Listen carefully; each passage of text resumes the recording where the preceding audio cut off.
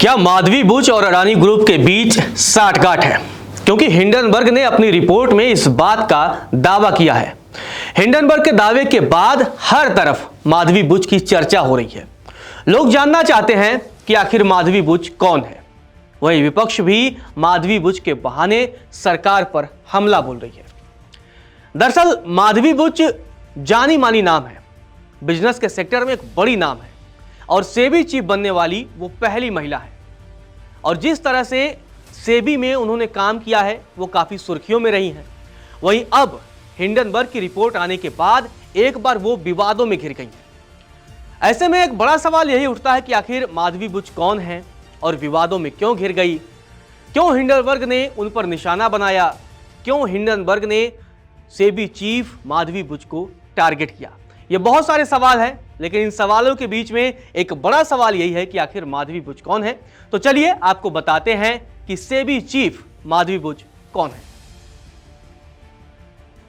Hindenburg की report आने के बाद सुर्खियों में आई माधवी बुच ने 1 मार्च 2022 को सेबी चीफ के तौर पर कार्यभार संभाला था। वह पहली महिला है जो सेबी चीफ बनी है। IIM अहमदाबाद से पढ़ाई करने वाली माधवी सेबी की सबसे कम उम्र में चीफ बनी है। चीफ बनने से पहले वह पूर्णकालिक सदस्य के तौर पर सेबी में काम कर रही थी। 1989 में ICICI बैंक के साथ अपने करियर की शुरुआत करने वाली बुच सेबी में सदस्य के तौर पर बाजार नियमन, निवेश प्रबंधन और IT संबंधित विभागों का कामकाज देखती थी। देश दुनिया के कई प्राइवेट सेक्टर में काम करने वाली माधवी बुच 2013 से 2017 तक ब्रिक्स देशों के समूह की तरफ से बनाए गए न्यू डेवलपमेंट बैंक में बतौर एडवाइजर काम कर चुकी हैं। 2017 में बुच को सेबी के पूर्णकालिक सदस्य के तौर पर नियुक्त किया गया। 2018 में उन्होंने सहारा ग्रुप के खिलाफ आदेश पारित किया था। 1 मार्च 2022 में माधवी बुच ने सेबी अध्यक्ष के तौर पर पदभार संभाला। वह सेबी अध्यक्ष बनने वाली पहली महिला है। इसके साथ ही सेबी प्रमुख बनने वाली सबसे कम उम्र की शख्स है। प्राइवेट सेक्टर से सेबी अध्यक्ष का सफर तय करने वाली माधवी बुच कई अंतर्राष्ट्रीय कंपनियों और बैंकों में काम कर चुकी हैं।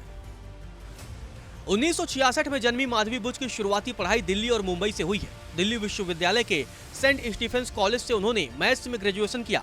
इसके बाद IIM अहमदाबाद से MBA की डिग्री हासिल की।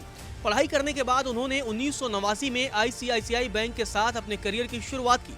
यहाँ पर वह इन्वेस्टमेंट बैंकर और कार्यकारी निदेशक जैसे अहम पदों पर रहे। इसके बाद वह इंग्लैंड चली गई, जहां उन्होंने 1993 से 1995 के बीच वेस्ट चेशायर कॉलेज में लेक्चरर के तौर पर काम किया। लेक्चरर के बाद अगले 12 सालों तक उन्होंने कई कंपनियों के सेल्स, मार्केटिंग और प्रोडक्ट डेवलपमेंट विभाग में काम किया। 2006 से 2011 तक माधवी बुच ने ICICI सिक्योरिटीज में बतौर मैनेजिंग डायरेक्टर और CEO की जिम्मेदारी निभाई।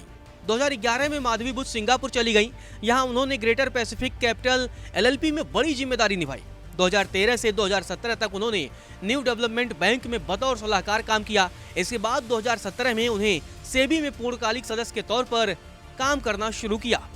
माधवी बुच अपने तेज-तर्रार तेवर के लिए जानी जाती हैं। सेबी में पूर्णकालिक सदस्य बनने के बाद उन्होंने सहारा ग्रुप के खिलाफ आदेश पारित किया था, जिसमें सहारा को 14,000 करोड़ रुपए लौटाने का आदेश दिया गया।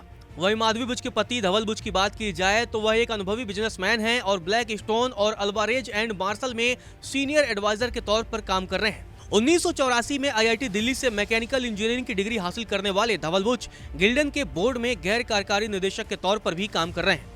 गौरतलब है, हिंडनबर्ग की रिपोर्ट में दावा करते हुए कहा गया कि विसल ब्लोअर दस्तावेजों से खुलासा होता है कि माधवी बुच और उनके पति धवल बुच ने 5 जून 2015 को सिंगापुर में IPE प्लस फंड 1 के साथ अपना अकाउंट खोला। इसमें दंपत्ति का कुल निवेश $10 मिलियन आंका गया है। हिंडनबर्ग ने आरोप लगाया है कि ऑफशोर मॉरिशस फंड की स्थापना इंडिया इन्फोलाइन के माध्यम से अडानी ग्रुप के एक निदेशक ने की थी और यह टैक्स हेवन मॉरिशस में रजिस्टर्ड है। हालांकि माधवी बुच ने हिंडनबर्ग के आरोपों को खारिज कर दिया है। नमस्कार, मैं हूं मानक गुप्ता।